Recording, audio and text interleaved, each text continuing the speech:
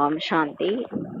3/6/2025 காலை முரளி. ஓம் சாந்தி. பாப்தாதா மதுபன். பாபா சொல்றாங்க, இனிமையான குழந்தைகளே, இப்போது நீங்கள் புது சம்பந்தத்திற்கு சென்று கொண்டிருக்கிறீர்கள். பாபா சொல்றாரு, இப்போது நீங்க புது சம்பந்தத்திற்கு சென்று கொண்டிருக்கிறீங்க. ஆகையால் இங்கிருக்கும் கர்ம பந்தனத்திற்கான சம்பந்தங்களை மறந்து கர்மாதீத் நிலை அடைவதற்கான முயற்சி செய்யுங்கன்னு சொல்றாரு. அதாவது இங்க இருக்கிற கர்ம கணக்கெல்லாம் முடிங்கன்றாரு. இப்ப நம்ம கூட இருக்கிறதெல்லாம் பந்தனம். அந்த பந்தனம்லாம் நம்ம துவாபரயுகத்துல 63 பிறவிகளா நம்ம கணக்கு வழக்கு முடிக்காம உருவாக்கி வச்சிருந்தது தான் இப்ப வந்து பந்தனமா கூட இருக்கிறாங்க எல்லாரும். அவங்க அந்த பந்தனத்திற்கான சம்பந்தங்கள் எல்லாத்தையும் மறந்துட்டு கணக்கு வழக்கெல்லாம் முடிச்சுட்டு கர்மாதித் நிலை அடைவதற்கான முயற்சி செய்யுங்கன்றாரு. கேள்வி, தந்தை குழந்தைகளுக்கு ஆஹா ஆஹா சபாஷ் என்று சொல்றாரு. அனைவரையும் விட அதிகமான அன்பு பாபா யார் கொடுக்கிறாரு? பதில், பாபா ஏழை குழந்தைகளுக்கு தான் ஆஹா ஆஹா என்று பாராட்டு கூறுகின்றார். ஆஹா ஏழைகளே, ஆஹா, ஓய்வாக 2 ரொட்டி சாப்பிட வேண்டும், பேராசை இருக்கக்கூடாதுன்ட்டு சொல்றாரு. ஏழை குழந்தைகள் தந்தையை அன்பாக நினைவு செய்கிறாங்க.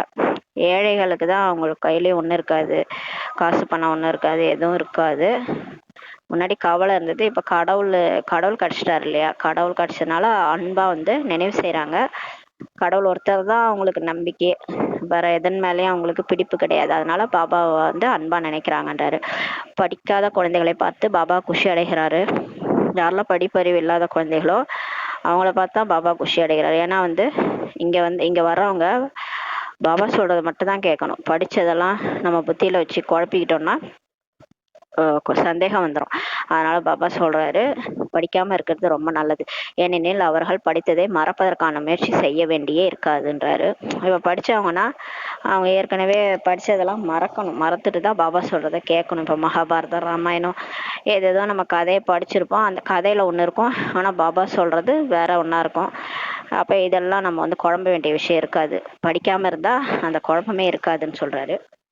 அதனால ரொம்ப நல்லதுன்றாரு. படிக்காம இருக்கிறது நல்லது, ஏழையா இருக்கிறது நல்லதுன்ட்டு பாபா சொல்றாரு. ஓம் சாந்தி.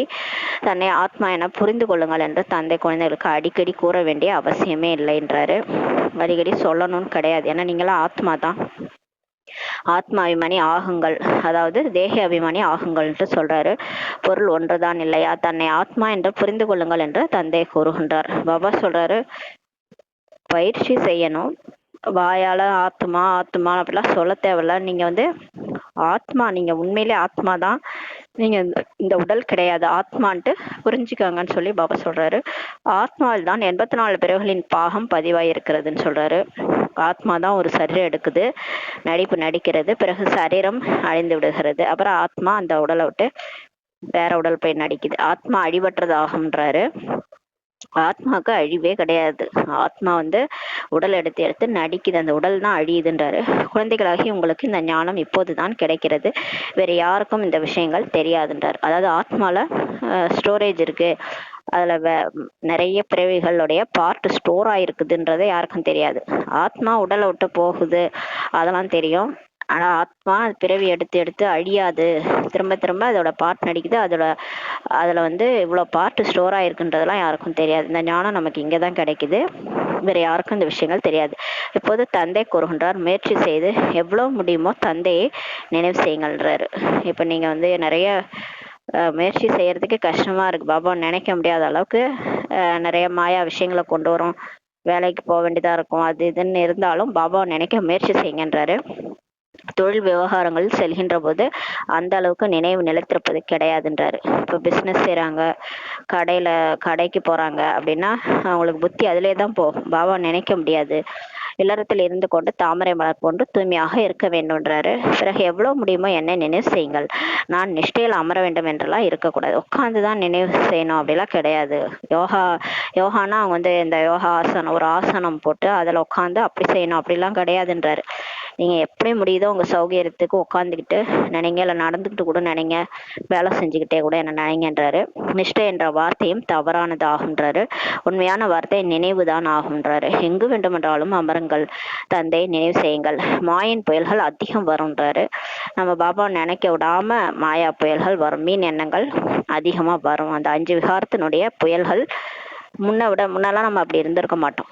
முன்னெல்லாம் நமக்கு அந்த மாதிரி உணர்வுகள்லாம் வராது. ஆனா இப்ப புதுசு புதுசா உணர்வுகள், கோபப்படுறது, புதுசா கோபம் வர்றது எல்லாம் ஏன் வருதுன்னா, இந்த இப்போ மருந்து போட்ட உடனே அந்த ஃபீவர் அதிகமாகும் இல்லையா?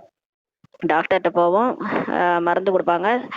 ஜுரம் அடிக்குதுன்னா ஜுரம் மாத்திரை போட்டோன்னே ஃபர்ஸ்ட் மாத்திரை போட்டோன்னே ஜுரம் அதிகமாகும். அப்புறம் 2 3 டோஸ் போட்ட பிறகு தான் கம்மியாகும். அது மாதிரி தான் இங்கே வந்து பாபாவுடைய ஞானம் வேலை செய்ய வேலை செய்ய புயல், மாயாவோட புயல் அதிகமாக மீன் எண்ணங்கள்லாம் அதிகரிக்கும். அதெல்லாம் அப்படிதான் வரும்ன்றாரு. சிலருக்கு ஏதேதோ நினைவுக்கு வருகிறது. அவசியம் புயல்கள் வரும்ன்றாரு. வரக்கூடாது என்றெல்லாம் கிடையாது. அந்த மாதிரிலாம் வரக்கூடாது, தப்பாச்சு அப்படிலாம் கிடையாதுன்றாரு. வரதான் செய்யும். நல்லா முயற்சி பண்றவங்களுக்கு மாயன் புயல்கள் அவசியம் வரும்ன்றாரு. அதெல்லாம் வந்து இயல்பு தான், வரும். அதுக்கப்புறம் தான் இந்த ஞானம் அதுக்கு மேல போல பாபா நினைவு அதிகரிக்க அதிகரிக்க தான் எல்லாமே அழியுன்றாரு. அதனால பிறகு அதை அழிக்க வேண்டியிருக்கிறது.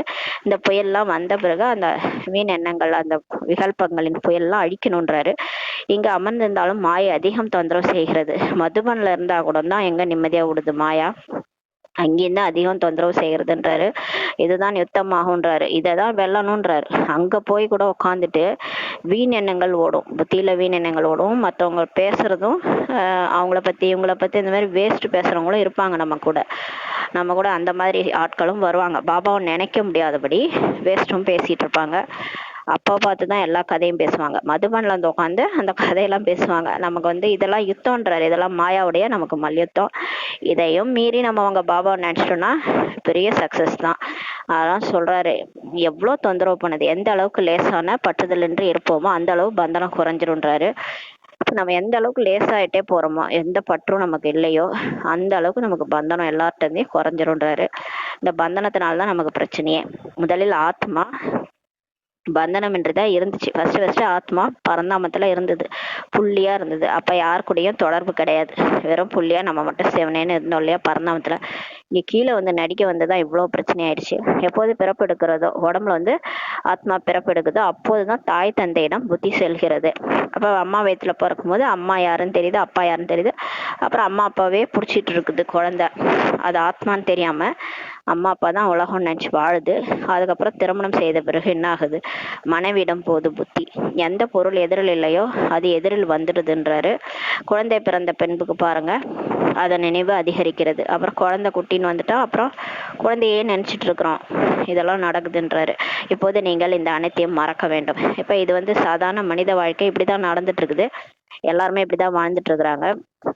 கடைசியா அந்த சரீரத்தையும் விட்டுட்டு போயிடுறாங்க. மறக்க முடியாம அந்த அதே மாதிரி ஒரு வாழ்க்கையிலும் நடந்த அனுபவங்கள்லாம் மறக்க முடியாம ஆத்மா அதை அதை அந்த அடுத்த பிறவிக்கு நெக்ஸ்ட் பர்த்துக்கு எடுத்துட்டு போகுது. இந்த மாதிரி உணர்வுகள் தான் போயிட்டு ஆத்மாவை பாதிக்குது. ஒரு பர்த்லயும் நடந்த உணர்வுகள் தான் எடுத்துட்டு போகுது. அதை தான் ஆத்மா எடுத்துட்டு போகுது. நல்லது கெட்டதை தான் எடுத்துட்டு போகுது. மற்றபடி நம்ம வாழ்ந்த இடம், நம்ம குடும்பம், மனைவி, மக்கள், அந்த இடம் எதையும் நம்ம எடுத்துட்டு போக மாட்டோம் இல்லையா? நம்ம வாழும்போது என்னென்ன உணர்வுகள் நமக்கு இருந்துச்சோ, ஜாலியா பாசமா இருந்திருப்போம், அன்பா இருந்திருப்போம், சண்டை போட்டிருப்போம், கோவப்பட்டிருப்போம், அடிச்சிருப்போம், வச்சிருப்போம், இந்த மாதிரி பாவ புண்ணியங்கள் செஞ்சிருப்போம் இல்லையா? அதை தான் நம்ம வந்து அடுத்த பிறவிக்கு எடுத்துட்டு போறோம். பாபா சொல்றாரு, இது மாதிரிதான் நீங்க வாழ்ந்து வந்தீங்க. இப்போது நீங்கள் இந்த அனைத்தையும் மறக்க வேண்டும்ன்றாரு. இப்ப இதெல்லாம் நீங்க மறங்க. ஏன்னா இதுதான் நீங்க 63 பிறவியா இதே தான் பண்ணீங்க. இது இந்த லாஸ்ட் பர்த்ல தான் நீங்க இதை செய்றீங்கன்னு கிடையாது. இது மாதிரி நீங்க 63 ஜென்மமா பிறந்தீங்க, கல்யாணம் பண்ணீங்க, குழந்தை பெற்றீங்க, அவங்க நினைவுலயே வாழ்ந்தீங்க, இப்படியே தான் வாழ்ந்தீங்கன்றாரு. ஒரு தந்தையை மட்டுமே நினைவு செய்ய வேணும். இப்போ என்ன சொல்றாரு, இந்த பிறப்பிறப்பு சக்கர சூழல்ல இருந்து விடுபடணும்னா நீங்க என்ன பண்ணணும், பாபாவை நினைக்கணும். பாபா நினைச்சாதான் இந்த பிறப்பிறப்பு சக்கரத்தை வந்து பிறவி சூழல்ல இருந்து என்னை காப்பாத்துன்னு பாடுறாங்களே எல்லாரும். அந்த பிறவி நான் பிறக்கக்கூடாது அப்படின்னு. பிறக்கக்கூடாதுன்னா இப்ப பாபா நினைங்கன்றாரு. அதனால்தான் தந்தைக்கு மகிமையே இருக்கிறது. உங்களது தாய் தந்தை மற்றும் அனைத்துமாக இருப்பவர் அவர் ஒருவர் தான். பாருங்க, கடைசியா நமக்கு யார் வருவாங்க? சிவன் கோயில்ல என்ன எழுதியிருக்கு, நற்றுணையாவது நமச்சிவாயவேன்னு எழுதியிருக்குது. கடைசியா நல்ல துணை அவர் தான் இல்லையா? இந்த சரீரத்துல இருக்கிற வரைக்கும் எல்லாரு கூடயும் நல்லா இருப்போம். சரீரம் படுத்துருச்சுன்னு வச்சுக்கோங்களேன், ஒருத்தவங்க கூட இருக்க மாட்டாங்க, ஓடிடுவாங்க. போற நேரம் வந்துருச்சுன்னா யாரோ கூட வருவாங்களா? வரமாட்டாங்க. அதனால உங்களுடைய தாய் தந்தை மற்றும் எல்லாமாக இருக்கிறவர் அந்த கடவுள் மட்டும்தான். அவரை நினைங்க, அவர் ஒருவரையே நினைவு செய்யுங்கன்றாரு. அவர் எதிர்காலத்துக்கு, அதுவும் அவர் யாருன்னு வேற தெரிஞ்சு போச்சு இல்லையா? முன்னாடி பக்தி மார்க்கத்துல தெரியல, இப்பதான் புள்ளியா இருக்கிறாரு, நம்ம கூட இருக்காரு, நம்மளும் புள்ளியா இருக்கிறோம், அவரும் புள்ளியா இருக்கிறாரு, நம்ம ஆத்மா அவர் பரமாத்மா, என்னுடைய அப்பா அவரு அப்படின்ட்டு அன்பா நினைவு செய்யுங்க. அப்புறம் கடைசியா உடலை விட்டு போகும்போது அவர் வந்து கூட்டு போறாரு. அவர் எதிர்காலத்திற்கு உங்களுக்கு அனைத்தையும் புதிதாக கொடுக்குறாரு. அவர் தான் வந்துட்டாரு, வந்து நமக்கு ஃபியூச்சருக்கு என்னென்ன வேணுமோ அடுத்து எடுக்க போற அத்தனை பிறவிகளுக்கும் புதுசா கொடுக்குறான்றார். புது சம்பந்தத்தில் அழைத்து வருகின்றார். இப்ப இதெல்லாம் பிடிக்கலையா, இந்த பழைய வாழ்க்கையை பிடிக்கல, பழைய மனுஷங்க பிடிக்கல, எல்லாம் துக்கம் கொடுக்குறாங்க. ஒருத்தவங்களாவது சுகம் கொடுக்குறாங்களா? வாழ்க்கையில வார்த்தையால துக்கம் கொடுக்குறாங்க, நடத்தையால துக்கம் கொடுக்குறாங்க, எல்லாத்தாலையும் துக்கம் கொடுக்குறாங்கன்னா ஏன் இங்க இருக்கிறீங்க, வாங்க அங்க கூட்டு போறேன்றாரு. அங்க புது சம்பந்தத்துல சுகம் கொடுக்குறவங்களா நம்ம கூட சேர்த்து வைப்பாரு. அங்க போய் அழைத்து வருகின்றார். அங்கும் சம்பந்தங்கள் இருக்கும் அல்லவான்றார். சொர்க்கத்திலையும் சம்பந்தங்கள் இருப்பாங்க, பந்தனம் இருக்காது, ஆனா சம்பந்தங்கள் இருப்பாங்க. அதாவது ராஜா ராணி, அம்மா அப்பா சித்தப்பா அந்த மாதிரிலாம் இருப்பாங்க. ஏதாவது பிரளயம் ஏற்பட்டு விடும் என்பதெல்லாம் கிடையாதுன்றாரு. அப்படியே உலகமே அழிஞ்சு போயிடும், டோட்டலா வந்து மனிதர்களே இல்லாம போயிடுவாங்க, அப்படிலாம் கிடையாது. நீங்கள் ஒரு சரீரத்தை விடுத்து மற்றொன்றை எடுக்கிறீங்க. இப்ப நீங்க எப்பயுமே ஆத்மா ஒரு உடலை விட்டு இன்னொரு உடலை எடுத்து நடிக்குது. அது மாதிரிதான் இந்த உடலை விட்டு சொர்க்கத்துக்கு போவோன்றார். யார் மிக மிக நல்லவர்களாக இருக்கிறார்களோ அவர்கள் அவசியம் உயர்ந்த குலத்தில் பிறப்பெடுப்பார்கள்ன்றாரு. எதிர்கால 21 பிறவிகளுக்காக தான் நீங்க படிக்கிறீங்கன்றார். இப்ப இந்த படிப்பே 21 பிறவிக்காக படிக்கிறோம். இந்த 21 பிறவிக்கும் நமக்கு தேவையான மாளிகை, உணவு, உடை, அதுக்கப்புறம் நம்ம என்னென்ன அங்க தேவை, எத்தனை உடைகள் உடுத்த போறோமோ, எத்தனை ட்ரெஸ் போட போறோம், எவ்வளவு சாப்பாடு சாப்பிட போறோம், எல்லாத்துக்கும் இங்கேயே படி அளக்குறாரு. நமக்கு தேவையான உறவினர்கள் கொண்டு கொடுக்குறாரு. அங்க போய் எந்த மாளிகையில நம்ம வாழணும்னு கொண்டு இங்க நம்ம என்ன செய்யறோமோ அதை பொறுத்துதான் அங்க எல்லாமே கொடுக்குறாரு. இந்த படிப்பே அதுக்காக தான்றாரு. படிப்பு முடிவடைந்ததும் பிராப்தி பலன் கிடைக்க ஆரம்பமாகிரும். நீங்க இந்த படிப்பு முடிச்சுட்டு இந்த உடலை விட்டு போன உடனே சொர்க்கம் வந்துடும். சொர்க்கத்துல நீங்க உங்களுடைய பலனை அனுபவிக்க ஆரம்பிச்சிருங்கன்றாரு. பள்ளியில் படித்து முடித்த பின்பு மாற்றல் ஆகிடுவாங்க அல்லவா. வந்து +2 முடிச்ச உடனே போய் படிக்க காலேஜுக்கு போயிடுவாங்க. படிக்க காலேஜ் முடிச்ச உடனே டாக்டர் ஆயிடுவாங்க இல்லையா, அந்த மாதிரிதான்றாரு. நீங்களும் மாற்றலாக போகிறீர்கள். எங்க போறீங்க? சாந்தி தாமம் மற்றும் சுகதாமத்திற்கு, சொர்க்கத்திற்குன்றாரு.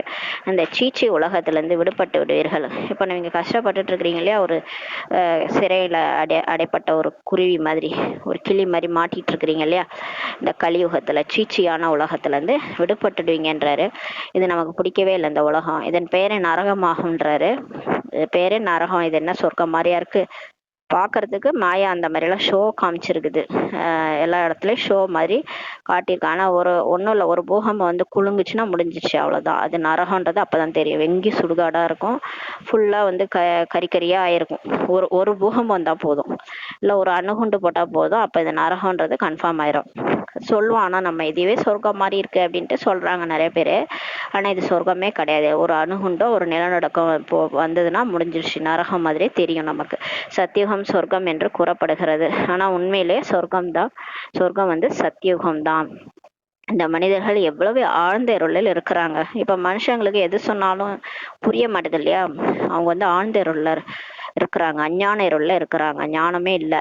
செல்வந்தர்களாக இருப்பவர்கள் நமக்கு இதுவே சொர்க்கம்ட்டு நினைக்கிறாங்க. பணக்காரவங்களுக்கு என்ன, ஒரு வீடு இருக்கு, வாசல் இருக்கு, 2 3 வீடு இருக்கு, கார் இருக்கு, பங்களா இருக்கு, ஏரோப்ளேன் கூட வாங்கி வச்சுக்கிறாங்க, ஹெலிகாப்டர்லாம் வாங்கி வச்சிருக்காங்க. அப்ப இதுவே சொர்க்கம்ட்டு நினைக்கிறாங்க. நினைச்ச இடத்துக்கு போறாங்க, நகை நட்டு எல்லாம் போட்டு அழகு பார்த்துக்கிறாங்க. இதுவேதான் எங்களுக்கு சொர்க்கம்ட்டு நினைக்கிறாங்க. ஆனா புது உலகம் தான் சொர்க்கமாக இருக்கும் சொல்லி பாபா சொல்றாரு. பாபா சொல்றாரு, இது சொர்க்கமே கிடையாது. சொர்க்கம்னா வந்து அங்க எல்லாமே இருக்கும், ஆரோக்கியம் இருக்கும், செல்வம் இருக்கும், சுகம் இருக்கும், எல்லாமே இருக்கும். இங்க வந்து ஏதாவது ஒண்ணு இருந்தா ஒண்ணு இல்லை, ஆரோக்கியம் இருந்தா செல்வம் இல்லை, செல்வம் இருந்தா ஆரோக்கியம் இல்லை. எங்க பணக்காரங்க நிம்மதியாக தூங்குறாங்க, தூக்க மாத்திரை போட்டுட்டு தான் தூங்குறாங்க இல்லையா. அப்புறம் இவ்வளவு பணத்தையும் எங்க இருந்து பதுக்குறதுன்ட்டு வேற பயம், எப்படி எல்லாத்தையும் பாதுகாக்கிறதுன்ட்டு நிம்மதியா யாராலையும் வாழ முடியல இல்லையா. ஆனா வந்து அங்க லட்சுமி நாராயணன் அவ்வளோ செல்வத்துக்கு அதிபதியா இருந்தாலும், கோடான கோடிக்கு மேல செல்வத்துக்கு அதிபதியா இருந்தாலும் நிம்மதியா தூங்குவாங்க லட்சுமி நாராயணன். அவங்களுக்கு ஆரோக்கியமும் இருக்கும், செல்வமும் இருக்கும், சுகமும் இருக்கும், எல்லாமே இருக்கும். புது உலகம் தான் சொர்க்கமாக இருக்கும். இந்த பழைய உலகம் விநாசமாகிடும்ன்றார் பாபா.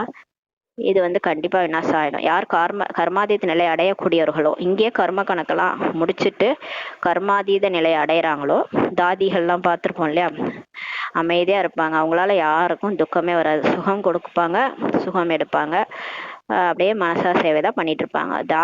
ஹாஸ்பிட்டலுக்கு போயிட்டு டாக்டருங்களை பார்த்து குல்சா தாதி கேட்குறாங்க நல்லா இருக்கீங்களான்ட்டு. அவங்களாம் அசந்து போயிட்டாங்க. அதாவது ஆப்ரேஷன் 2 3 ஆப்ரேஷன் பண்ணிட்டு வந்திருக்கிறாங்க. டாக்டரை பார்த்து நல்லா இருக்கீங்களான்னு கேட்குறாங்க. அவங்க கிட்டக்க போனவங்களுக்கு ஒரு அமைதியின் அதிர்வலைகள் கிடைக்குது, அமைதி ஆகுறாங்க. டாக்டருங்களே அவங்க காலில் விழுந்துட்டாங்க. அந்த அளவுக்கு தாதிகள்லாம் கர்ம கணக்கெல்லாம் முடிச்சுட்டு கர்மாதித்த நிலையை அடைஞ்சிட்டாங்க இல்லையா.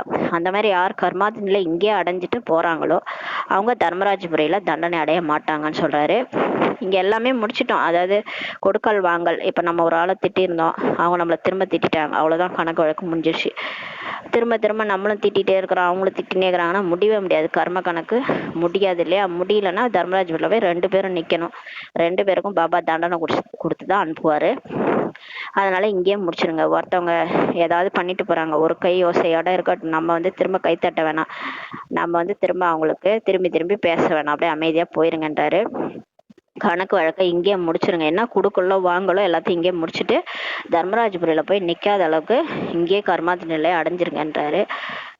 யாரெல்லாம் இங்க முடிக்கிறாங்களோ, கர்மாதி நிலை அடையிறாங்களோ அவங்க தர்மராஜபுரியில தண்டனை அடைய மாட்டார்கள் சொல்றாரு. சொர்க்கத்தில் தண்டனை இருக்கவே இருக்காதுன்றாரு. சொர்க்கத்துல எல்லாம் குழந்தைகள் கர்ப்ப சிறையில பிறக்க மாட்டாங்க. அம்மா வயித்துல 9 மாசம்லாம் கஷ்டப்பட மாட்டாங்க.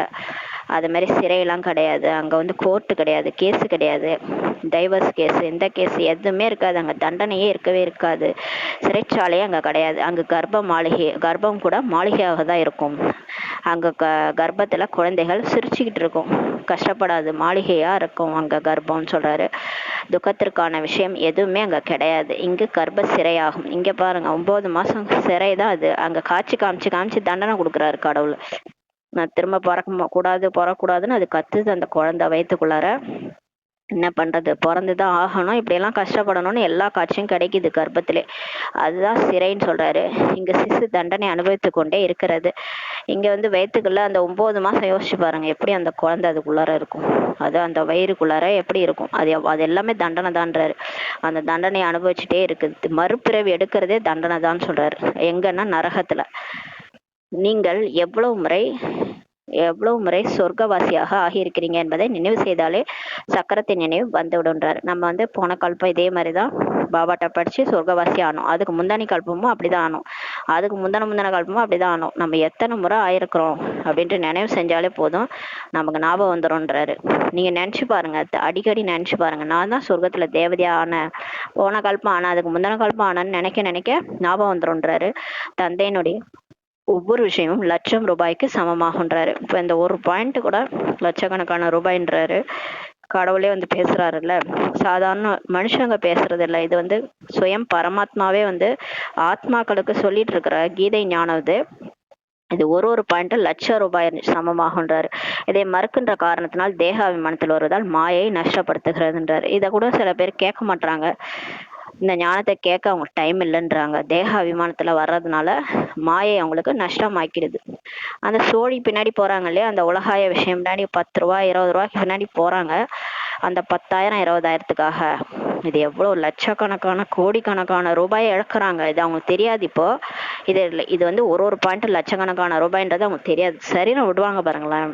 அப்பதான் தர்மராஜ் உட்காந்து சொல்வாரு, பாரு நான் இவங்களை அனுப்பிச்சு உனக்கு ஞானம் சொன்னேன் இல்லையா, நீ கேட்டியா, நான் ஞானத்தை இந்த முரளி புக்கை வாங்கி அப்படியே ஓரமா வச்சிருந்தியே, படிச்சியா, வேற அந்த ஒரு பாயிண்ட்டும் லட்சக்கணக்கான ரூபாய் இழந்துட்டியே, அந்த 10,000 20,000த்துக்கு ஓடனேன்னு சொல்லி கேட்பாரு.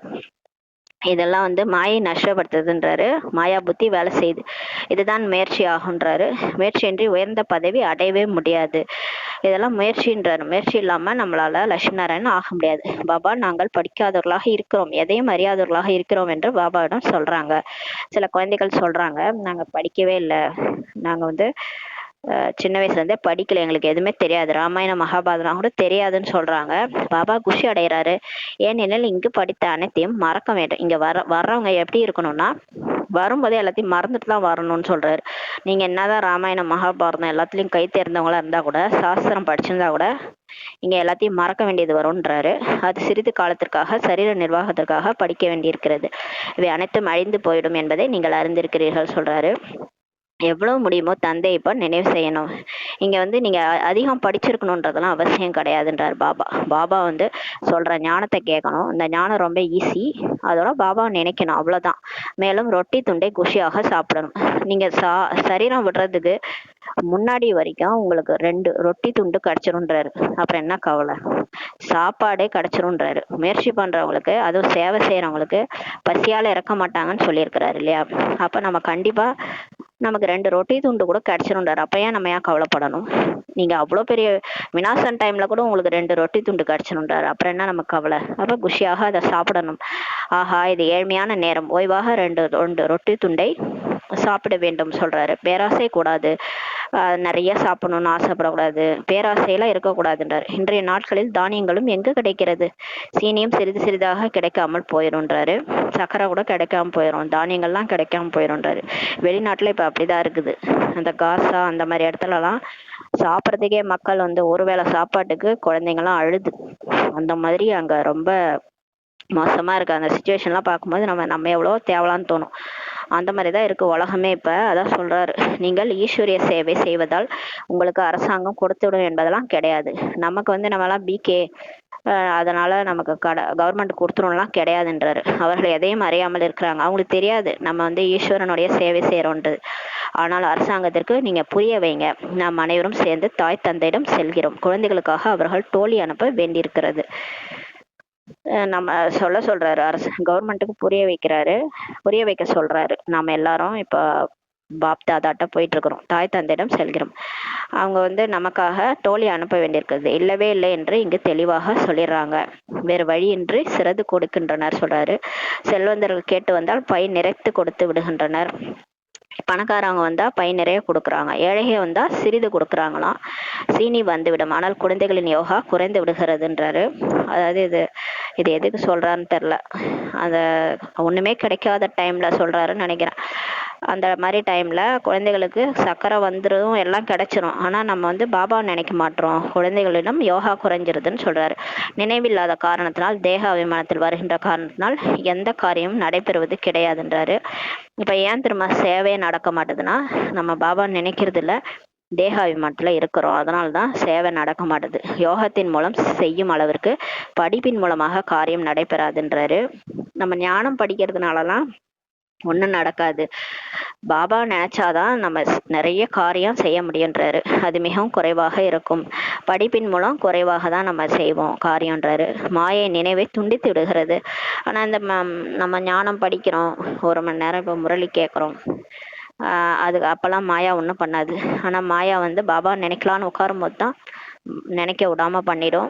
மாயா வந்து ஏதோ ஒரு பிரச்சனைகள், ஏதாவது ஒரு சூழ்நிலைகள் வந்து பாபாவே மறக்க வச்சிருது. தைரியமான போர் வீரனை மேலும் அதிகமாக நன்றாக பிடித்து கொள்கிறதுன்றாரு. யார் அதிகமா சேவை செய்யறாங்க, அதிகமான வீரனா இருக்கிறாங்களோ அவங்களதான் மாயா வந்து நல்லா மூக்க பிடிக்குது, நல்லா பிடிச்சிக்குதுன்றாரு. நல்ல நல்ல முதல் தரமான குழந்தைகளிடத்திலும் கிரகச்சாரம் அமர்ந்து விடுகிறதுன்றாரு. இந்த ராகு கேது கிரகச்சாரம் பிடிச்சுக்குன்னு சொல்லுவாங்க. அந்த மாதிரி ஃபர்ஸ்ட் கிளாஸான குழந்தைகள், நல்ல நல்ல குழந்தைகளை கூட அத மாயாவுடைய கிரகச்சாரம் அமர்ந்துருதுன்றாரு. கிரகச்சாரம் அமர்வதற்கான முக்கிய காரணம் என்ன தெரியுமா? ஏன் வந்து அவங்களுக்கு அந்த கிரகச்சாரம் மாயாவுடைய பிரச்சனைகள்லாம் அதிகம் வருதுன்னா, யோகாவுல குறை இருக்குது, பாபாவை நினைக்கிறது இல்லை. அதனாலதான் கிரகச்சாரத்தின் காரணத்தினால் பெயர் உருவத்தில் மாட்டிக்கொள்கின்றாங்க. சிலர் என்னன்னா பெயர் ரூபத்துல போய் மாட்டிக்கிறாங்க. அவங்க இருந்தாதான் சேவை பண்ணுவேன், அவங்க கூட தான் இருப்பேன், இவங்க கூட தான் இருப்பேன் அப்படின்ட்டு அந்த பெயர் உருவத்துல மாட்டிக்கிறாங்க. அதுதான் பெரிய கிரகச்சாரம்ன்றாரு. நாம அடைய வேண்டியது உயர்ந்த லட்சியமாகும். பாபா சொல்றாரு, இங்க நம்ம வந்து லட்சுமி நாராயணன் ஆக ஒரு லட்சியம் வச்சிருக்கணும். தேவதையாகிறது நம்மளுடைய லட்சியம். இதுல நம்ம இந்த மாதிரி விஷயத்துல எல்லாம் மாட்டிக்கூடாது. ஒருவேளை உண்மையான லட்சியத்தை அடைய வேண்டுமெனில் நினைவில் இருக்கணும்ன்றாரு. பாபா தான் நினைக்கணும். பாபா ஒருத்தர் தவிர வேற எந்த பேரூபத்திலையும் நம்ம மாட்டக்கூடாது. தந்தை கூறுகின்றார், தியானத்தில் காட்சிகளை பார்ப்பதை விட ஞானமே நல்லதாகுன்றாரு. நிறைய பேர் டிரான்ஸ்ல போயிடுறாங்க. போய் அங்க சூட்சுமோதனத்துல காட்சிகள், சொர்க்கத்தினுடைய காட்சிகள் பாக்குறாங்க, பாபா பாக்குறாங்க. அதுல பாத்துக்கிட்டு அப்படியே ஞானம் கேட்க மாட்டாங்க, யோகா பண்ண மாட்டாங்க, பாபா நினைக்க மாட்டாங்க. அதனால பாவமும் அழியாது, ஞானமும் வந்து புத்தியில ஏறாது. அதனால நீங்க டிரான்ஸ்ல போகிறத விட ஞானமே நல்லதுன்றாரு. அதாவது ஞானத்தை கூட கேட்காம அப்படியே டிரான்ஸ்ல போயிடுறாங்க. பிரம்மா பாபா அந்த காலத்துல பேசிட்டு இருக்கும் போதே இவங்க முன்னாடி இருக்கிறவங்களாம் அப்படியே மேல போயிடுவாங்க, சூட்சுமத்துல போயிடுவாங்க. அப்புறம் கிளாஸே முடிஞ்சிருமா, அப்புறம் தான் கீழே வருவாங்களாம். அப்ப கிளாஸே கேட்க மாட்டாங்களாம். கிளாஸ் கேட்டா தானே நிறைய பாயிண்ட் எல்லாம் நமக்கு புத்தியில நினைவாகும். கிளாஸை கேட்காம டிரான்ஸ்ல போறது நல்லது இல்லைன்றாரு. ஞானத்தை விட நினைவு நல்லதாகுன்றாரு. தியானத்தில் காட்சிகளை பார்ப்பதாலும் அதாவது பாடம் கேட்கறது நல்லது, காட்சிகளை பார்க்கறத விட பாடம் ஞானம் வந்து நல்லது. ஞானத்தை விட பாபா நினைக்கிறது அதை விட நல்லதுன்றாரு. தியானத்தில் காட்சிகளை பார்ப்பதாலும் கூட மாய பூதங்கள் பிரவேசமாகிடுதுன்றாரு. நம்ம நினைச்சுக்கிறோம் நம்ம டிரான்ஸ்ல போனா சூட்சும லோகத்துல பாபா வருவாருன்ட்டு. ஆனா பாபா மாதிரி மாயா வரும்ன்றாரு. மாயா வந்து என்ன பண்ணிடும், நடுவுல பூந்து அது விதவிதமா காட்சியெல்லாம் காட்டும். அதுல நம்ம மயங்கி போயிட்டு ஆஹா இந்த காட்சி கிடைக்குது அந்த காட்சியில பார்த்தா மாயா காட்சி காமிச்சிட்டு இருக்கிறோம். மாயா வந்து பிரவேசம் ஆயிடுது நம்ம மேலன்றார். இவ்வாறு பலர் தியானத்தில் வீணாக செல்றாங்க. என்னென்ன பேசுறாங்க தெரியுமா, நான் பாபா வந்திருக்கேன், நான் அம்மா வந்திருக்கேன்ட்டு அவங்களே பேசிக்கிறாங்க. மாயா வந்து பேசுது அவங்க மேலன்ட்டு தெரியல. அதன் மீது நம்பிக்கை வைக்க கூடாதுன்றாரு. யாரும் அந்த மாதிரிலாம் வந்து பேசல. பாபா வந்தாருன்னா பிரம்மா பாபா மேலதான் வந்து பேசுவாரு, இல்லைன்னா தாதி மேல வந்து பேசுவாரு. பெரிய நந்தி சின்ன நந்தி 2 நந்தி தான் சிவலிங்கத்துக்கு. 2 நந்தி தான் பக்தி மார்க்கத்துல. அது நிறைய நந்திலாம் கிடையாது. சின்ன நந்தி பெரிய நந்தி தான். அப்ப பிரம்மா பாபா மேல வருவாரு, இல்லைன்னா தாதி உடல்ல வருவாரு. மற்றவங்க மேலெல்லாம் வரமாட்டார். வர வேண்டிய அவசியம் தான் ஒரு சிலர், அதுவும் அந்த ஆரம்ப காலத்துலதான். ஆனா வந்து இந்த மாதிரிலாம் சிலர் சொல்றாங்க, பாபா என் மேல வந்து பேசுறாரு, பிரம்மா பாபா வந்துட்டாரு, மம்மா வந்து பேசுறேன் நான் பேசுறேன்ட்டு அப்படி இப்படின்ட்டு சொல்றாங்க. அதெல்லாம் வந்து உண்மை கிடையாதுன்றார் பாபா. அதன் மீது நம்பிக்கை வைக்க கூடாதுன்றார். நிறைய பேர் இதை நம்பிக்கிட்டு போயிடுறாங்க. ஞானம் பாபாவின் முரளிகளில் கிடைத்து கொண்டே இருக்கிறது. உங்களுக்கு உண்மையான விஷயம் எல்லாமே முரளியில தான் இருக்குன்றாரு. முரளியில தான் எல்லாமே கிடைக்குது. நீங்க எதையும் நம்ப தேவையில்ல, மற்றதெல்லாம் நம்ப தேவையில்ல. தந்தை எச்சரிக்கை கொடுத்து கொண்டே இருக்கிறார். தியானத்தில் காட்சி பார்ப்பது எதற்கும் பயன்படாததுன்னு சொல்றாரு. மாயை அதிகம் பிரவேசமாயிடுது காட்சி இல்லைன்றாரு.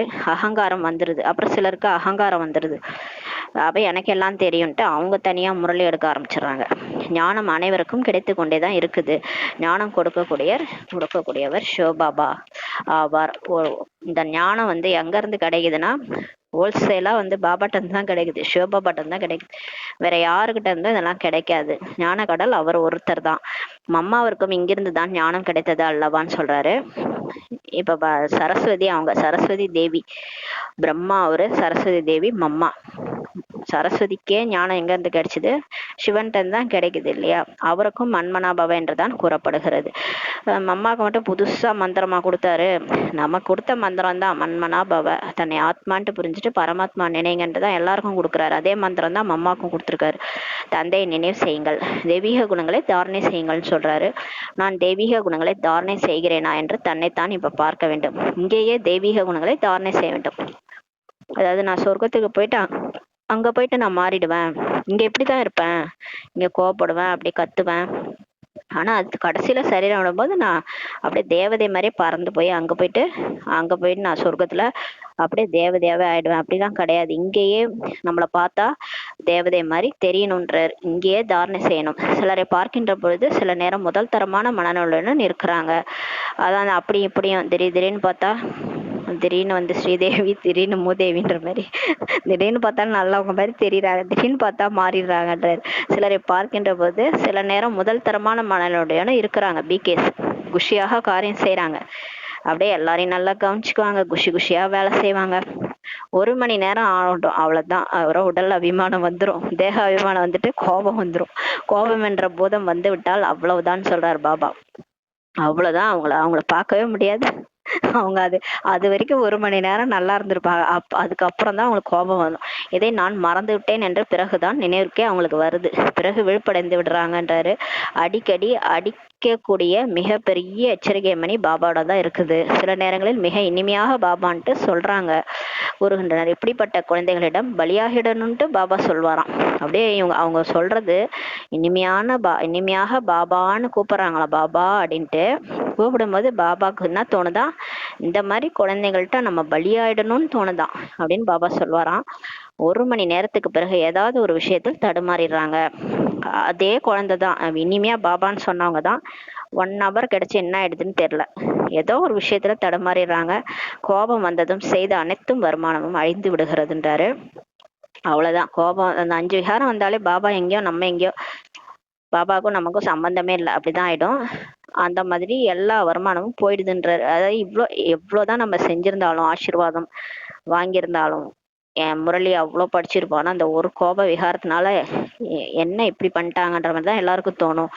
அந்த மாதிரி ஆயிடுதுன்றாரு. இப்போதே வருமானம் செய்யறாங்க, இப்போதே நஷ்டப்படுத்தி கொள்கின்றனர் சொல்லி பாபா சொல்றாரு. அனைத்திற்கும் ஆதாரம் நினைவில் தான் இருக்கிறது. அதுக்குதான் சொல்றாரு, பர்மனண்டா நினைங்க, அப்பதான் தவறு நடக்காது. 1 மணி நேரம் பாபா நினைவு, அடுத்த 1 மணி நேரம் மாயாவுடைய நினைவு வந்துருச்சுன்னா என்ன ஆகும்? அவ்வளவுதான். கோபம் வந்துருச்சுன்னா முடிஞ்சு போச்சு. அப்ப இப்படியும் இருக்கிறோம் அப்படியும் இருக்கிறோம் இல்லையா? 2 பக்கம் மதில் மேல பூனை மாதிரி இருக்கிறோம். எல்லாத்துக்கும் ஆதாரம் நினைவில் தான் இருக்கிறதுன்றார். ஞானம் மிகவும் ஈஸி தான், சிறிய குழந்தை கூட புரிந்து கொள்ள முடியும் ஞானத்தன்றார். ஆனால் நான் யார், எப்படிப்பட்டவன் என்பதை யதார்த்த முறையில் அறிந்து கொள்ள வேண்டும். ஞானம் ஈஸி, அப்படியே ஒரு புக் எடுத்து அப்படியே படிச்சுட்டு போனா அப்படியே படிச்சுட்டு போக வேண்டியது. அது ஒரு அறிவு, அவ்வளவுதான். ஆனா அதை அப்ளை பண்ணணும் இல்லையா? அப்ளை பண்ணணும், அதான முக்கியம். தாரணை பண்ணணும். இப்ப நான் யாரு, எப்படிப்பட்டவன், இதை யதார்த்த முறையில அறிஞ்சுக்கணும். தன்னை ஆத்மா என்று புரிந்து கொள்ள வேண்டும்ன்றாரு. இவ்வாறு சிறிய குழந்தை நினைவு செய்ய முடியாது. சின்ன குழந்தைய நீங்க ஞானம் சொல்ல சொன்னீங்கன்னா அழகா சொல்லும். நீங்க எப்படி சொல்லி கொடுக்குறீங்களோ அப்படியே கிளிப்புள்ள மாதிரி பேசும். ஆனா அந்த குழந்தைக்கு ஆத்மான்றத புரிஞ்சுக்கிட்டுலாம் அது சொல்லாது, அதால நினைவு செய்ய முடியாதுன்றார். ஏன்னா குழந்தை இல்லையா? இறக்கின்ற தருவாயில் பகவானை நினைவு செய்யுங்கள் என்று மனிதர்களுக்கு கூறப்படுகிறது. சாகும்போது கடவுளை நினைங்கன்னு சொல்றாங்க, ஆனால் நினைவு செய்ய முடியாதுன்றாரு. சாகும்போது சங்கரா சங்கரான்னுவாங்கல்ல, அந்த டைம்ல சங்கரர் ஞாபகம் வந்துருவாரா? வாழும் போதெல்லாம் சங்கரர் எங்கேயோ நம்ம எங்கேயோ, அவரை கண்டுக்கிறதே இல்லை. எல்லா அக்கிரம அநியாயமும் நம்ம பண்ண வேண்டியது. ஆனா சாகும்போது சங்கரரை கூப்பிட்டா வந்துருவாரா? அதான் பாபா சொல்றாரு. ஆனால் நினைவு செய்ய முடியாதுன்றாரு. பாபா என்ன சொல்றாரு, சாகும் போதெல்லாம் நினைக்க முடியாது கடவுளை. நீங்க அதுக்காக பிராக்டிஸ் பண்ணணும். நீங்க வாழும் போதே அவர் கூட வாழ்ந்திருக்கணும், அவர் கூடவே சாப்பிட்டுருக்கணும், அவர் கூடவே தூங்கியிருக்கணும், அவர் கூடவே நடந்திருக்கணும், அவர் கூடவே நீங்க பேசியிருக்கணும். அப்பதான் கடைசி நேரத்துல அவர் ஞாபகம் வரும். அப்புறம் இங்க சாகுறவங்க எல்லாம் யாரை நினைச்சுன்னு சாகுறாங்க? கடையை நினைச்சுன்னு சாவாங்க, குழந்தைய நினைச்சுன்னு சாவாங்க, மனைவியை நினைச்சுன்னு சாவாங்க, குழந்தைகளை நினைச்சிட்டு அந்த குழந்தை இந்த குழந்தை நினைச்சிட்டு சாவாங்க. ஏன்னா அவங்க அதே நினைவுல இருந்திருக்கிறாங்க. ஆழ் மனசுல அவங்களுக்கு அதுதான் ஞாபகம் இருக்கு இல்லையா? அதனால அந்த நினைவுல சாகுறாங்க. ஆனா இங்க பாபா நினைவுல தான் நம்ம சரீரம் விடணும்னா இறக்கும் போது தானாலாம் ஞாபகம் வராதுன்றார் பாபா. ஏனெனில் யதார்த்தமாக யாரும் அறியவில்லை அவர். ஆனா ஏன்னா இங்க இருக்கிறவங்க யாருக்குமே கடவுள் யாருன்னே தெரியாது. அவங்க கிருஷ்ணர் தான் கடவுள் நினைக்கிறாங்க. ஆனா கிருஷ்ணரே கிருஷ்ணர் சிலையை நினைச்சா நம்ம கிருஷ்ணர்கிட்ட போக முடியுமா? போக முடியாது. அது ஒரு சிலை தானே. அப்ப திரும்ப இங்கேதான் நம்ம பிறக்கணும். யாருமே கடவுள் யாருன்னே புரிஞ்சுக்கல. கடவுள் புள்ளியா இருக்கிறாரு, அவர் யதார்த்தமா நினைச்சாதான் அவர்கிட்ட போக முடியும். யாரும் திரும்பி செல்ல முடியாதுன்றாரு. விக்கிரமும் விநாசமாவதும் கிடையாது. நீங்க யாரையோ நினைக்கிறதுனால பாவமும் அடியறது கிடையாது. திரும்ப திரும்ப அந்த பாவ சுமையோட திரும்ப திரும்ப பர்த் எடுத்து பறக்குறாங்க. காலகாலமாக படைப்பவர் மற்றும் படைப்புகளை பற்றி நாம் அறியவே இல்லை என்று ரிஷி முனிவர்கள் கூட கூறி வருகின்றனன்றாரு. அவர்கள் சதோ குணமுடையவர்களாக இருந்தாங்க அந்த காலத்து ரிஷி முனிகள். இன்றைய ரிஷி முனிகள் எப்படி இருக்கிறாங்க? இன்றைய கால மனிதர்கள் அவங்க சன்னியாசிகள். இன்றைய தமோ பிரதான புத்தியுடையவர்கள் எப்படி புரிஞ்சு கொள்ள முடியுன்றாரு. அவங்களே புரிஞ்சுக்கல கடவுள் யாருன்னு. இன்றைக்கு நாட்டுல வாழ்ந்துட்டு இருக்கிற இந்த சன்னியாசிகள் வீட்டை விட்டு வெளியே வந்துடுறாங்களே, அவங்க தமோ பிரதான புத்தி உடையவர்களா இருக்கிறாங்க. அவங்க எப்படி புரிஞ்சுக்குவாங்க கடவுளை பத்தின்னு சொல்லி கேட்கிறாரு. இந்த லட்சுமி நாராயணன் கூட அறியவில்லை என்று தந்தை சொல்றாரு. உண்மையில இந்த லட்சுமி நாராயணன் கூட கடவுள் யாருன்னு தெரியாது. அவங்க அந்த பர்த் எடுத்தோடனே அவங்க மறந்துட்டாங்க இல்லையா கடவுள் யாருன்ட்டு. ராஜா ராணியே அறியவில்லை எனும்போது பிறகு பிரஜைகள் எப்படி அறிந்து கொள்ள முடியும்? லட்சுமி நாராயணுக்கே தெரியாதுன்னா அவங்களுடைய பிரஜைகளுக்கு எப்படி கடவுள் யாருன்னு தெரியும்? யாரும் அறியவில்லை. இப்போது குழந்தைகளாகிய நீங்கள் மட்டுமே அறிந்திருக்கிறீர்கள். இப்போதான் நம்ம பிகே ஆயிருக்கிறோம். நம்ம எப்ப பிகே ஆனவோ அப்போதான் கடவுள் யாருன்னு நமக்கு தெரிஞ்சது. உங்களிலும் சிலர் மட்டுமே யதார்த்த முறையில் அறிந்திருக்கிறீங்க. நம்மள கூட கொஞ்சம் பேருக்கு தான் இதை பேசிட்டு இருக்கிறது கடவுள். பிரம்மா உடல்ல சிவபாபா புள்ளியா வந்திருக்காரு. அவர் நெற்றி புறத்துல அவதரிச்சு நமக்காக அந்த வாய் மூலமா சொன்ன முரளி தான் இது. அதை தான் நம்ம படிச்சுட்டு இருக்கிறோம். கடவுள் புள்ளியா இருக்கிறாரு, நம்மளும் புள்ளியா இருக்கிறோன்றத கூட தெரிஞ்சவங்க கொஞ்சம் பேர் தான்றாரு. பாபா அடிக்கடி மறந்து விடுகிறோம்ட்டு சொல்றீங்க. ஆனா நம்ம தெரிஞ்சு கூட நம்ம மறந்துடுறோம் பாருங்க. நமக்கு எல்லாமே தெரியும், எல்லா ஞானமும் தெரியும், ஆனாலும் பாபா மறந்துடும் பாருங்க. இது எப்பேற்பட்ட விஷயம். அதான் சொல்றாரு. தந்தை கூறுகின்றார், எங்கு வேண்டுமென்றாலும் செல்லுங்கள், தந்தையை மட்டும் நினைவு செய்யுங்கள் தான் சொல்றாரு. பாபா சொல்றாரு, நீங்க ஒரு இடத்துலயே உட்கார தேவையில்ல. யோகா பண்றேன்னு ஒரு இடத்துலயே உட்கார சொல்லல பாபா. எங்க வேணாலும் போங்க, தந்தையை மட்டும் நினைவு செய்யுங்கன்றாரு. மிக உயர்ந்த வருமானமாகுன்றாரு. நீங்க மட்டும் பாபா நினைச்சிட்டீங்கன்னா உங்களை பிடிக்கவே முடியாது, அவ்வளோ செல்வந்தரா ஆயிடுவீங்கன்றாரு. நீங்கள் 21 பிறவிகளுக்கு நோயற்றவர்களாக ஆகிறீங்கன்றாரு. உங்களுக்கு 21 பிறவிக்கு அந்த உடல் கிடைக்கும், அந்த உடல்ல நோயே இருக்காதுன்றாரு. இப்பவே நோய் இருக்காது, நீங்க பாபா ஒழுங்கா நினைச்சீங்கன்னா இந்த உடல்லயே நோயெல்லாம் போயிடும். பாவெல்லாம் அழிஞ்சிருச்சுன்னா நோயற்ற உடல்லாம் இதுவே மாறிடும். இப்படிப்பட்ட தந்தையை உள்நோக்கு முகமுடையவர்களாகி நினைவு செய்ய வேண்டும் அல்லவான்றாரு. அப்பேற்பட்ட அப்பா கிடைச்சிருக்கிறாருன்னா எந்த அளவுக்கு நான் ஆத்மான்னு புரிஞ்சுட்டு அவரை நினைக்கணும். ஆனா அந்த மாயா மறக்க வைத்து புயல்களில் கொண்டு வந்து விடுகிறதுன்றாரு. நம்மளா மறக்கிறது இல்ல, அந்த மாயா தானே மறக்க வைக்குது. ஏதாவது ஒரு வீண் எண்ணங்கள்ல விகல்பங்களை கொண்டு வந்து புயலா அடிக்கும். மனசுல புயலா அடிச்சா எங்க இருந்து பாபா நினைக்கிறது? மனசு மூலமா தான் பாபா நினைக்கணும். மனசுலதான் வீண் எண்ணங்கள் என்ற புயல் அடிக்குது. அப்புறம் எப்படி பாபா நினைக்கிறது? இதற்கு உள்நோக்கு முகமுடையவர்களாகி ஞான சிந்தனையை செய்யணும்ன்றாரு. இப்ப எப்படி பாபா நினைக்கிறது? இந்த புயலே அடிச்சாலும் நான் உட்காந்து பாபா நினைக்கணும். அதுக்கு நீங்க உள்நோக்கு முகமுடையவர்களாகி ஞான சிந்தனை செய்யணும். ஞான சிந்தனை செய்யக்கூடிய விஷயம் இந்த நேரத்திற்கானது ஆகுன்றாரு. இப்பதான் நீங்க சிந்தனை செய்யணும். இது புருஷோத்தம் ஆகக்கூடிய சங்கம் யுகம் ஆகுன்றாரு. இப்பதான் ஆத்மா திருந்துற நேரம், ஆத்மா உத்தமமா ஆயிட்டு இருக்கிற நேரமே இதுதான். இங்கதான் நீங்க எல்லாத்தையும் பண்ணணும்ன்றாரு. இந்த அதிசயத்தையும் குழந்தைகளாகி நீங்க பார்த்திருக்கிறீங்க. நம்ம பார்த்திருக்கிறோம். என்ன பார்த்திருக்கிறோம்னா, ஒரு வீட்டிலேயே நீங்க சங்கமயுகத்தை சார்ந்தவர்களாக நீங்கள் கூறுகிறீர்கள். அதாவது நம்ம என்ன சொல்றோம், நாங்க சங்கமயுகத்தை சார்ந்தவர்கள், நாம் பிகே என்று நம்ம சொல்றோம். ஆனால் கணவன் எப்படி இருக்கிறாரு? கணவன் அல்ல குழந்தைகள் அல்லது குழந்தைகள் போன்றவர்கள் என்ன சொல்றாங்க? அவங்க நான்பிக்கே கலியுகத்தை சார்ந்தவர்களாக இருக்கிறாங்க. இதெல்லாம் நம்ம இப்பதான் பார்த்துட்டு இருக்கிறோம். எவ்வளவு வித்தியாசம் இருக்கிறதுன்றாரு. மிக ஆழமான விஷயத்தை தந்தை புரிய வைக்கிறார். அதாவது நம்மளுடைய நடைமுறை வாழ்க்கை, நம்ம அமிர்த வேலை பண்ணுவோம், நம்ம சாப்பாடு தூய்மையா சாப்பிடுவோம், நம்ம டிராஃபிக் கண்ட்ரோல் பண்ணுவோம், நம்ம முரளி படிப்போம். இது எதையுமே அவங்க செய்ய மாட்டாங்க. ஆனா அவங்க கூட தான் நம்ம வாழ்ந்துட்டு இருக்கணும். எப்பேற்பட்ட விஷயம் இது!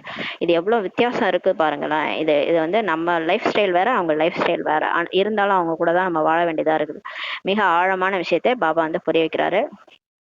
இப்ப என்ன சொல்றாருன்னா, நீங்க வீட்டுல இருங்க, அதுக்காக வீட்டை விட்டு ஓடி வந்துடாதீங்க.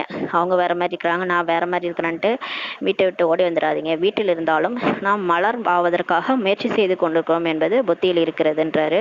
நமக்கு புத்தியில் இருக்கு தாமரை மலர் மாதிரி நம்ம வாழ்ந்துட்டு இருக்கிறோம். நம்ம ரோஜா மலர் ஆகிறதுக்காக முயற்சி செஞ்சுட்டு இருக்கிறோம். எங்க இருந்தாலும் இருக்கணும். ஆனா பாபாவுடைய எல்லா வழிமுறைகளையும் ஸ்ரீமத்தை ஃபாலோ பண்ணிட்டு நம்ம எங்க இருந்தாலும் அங்கேயே இருந்துட்டு தூய்மையாக இருந்து பாபா நினைவுல சரீரம் விடணும். அப்படியே மலர் மாதிரி மாறணும். இருக்கிற இடத்துல இருந்துட்டு நம்ம மாறணும். யார் மாறுறாங்களோ மாறலையோ அதை பத்தி கவலை இல்லை. நம்ம மாறிட்டு அந்த சரீரத்தை விட்டுட்டு நம்ம வரப்போறோம். அவ்வளவுதான் முயற்சின்றாரு. இது அனுபவ விஷயமாகும். இது மாதிரி நிறைய பிகேஸ் வாழ்ந்துட்டு போயிருக்கிறாங்க. யாரும் டிஸ்டர்ப் பண்ணல. அவங்கவுங்க வீட்டிலேயே இருந்து முயற்சி பண்ணி சரீரம் விட்டு பாபாட்ட போயிட்டாங்க. நடைமுறையில் இப்ப முயற்சி செய்யணும்ன்றாரு. நினைவில் தான் முயற்சியே இருக்கிறது. எல்லாமே பாபா நினைக்கிறது தான் பதவியேன்றாரு.